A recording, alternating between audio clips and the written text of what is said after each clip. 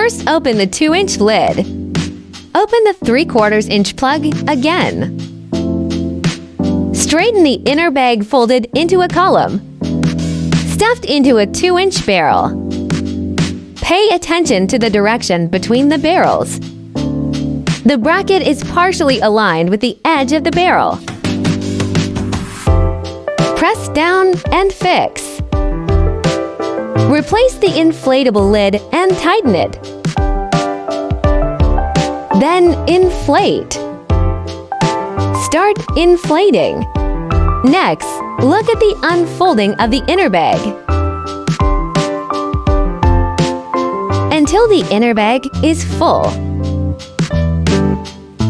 Then lock the 3/4 inch barrel stopper. Installation complete.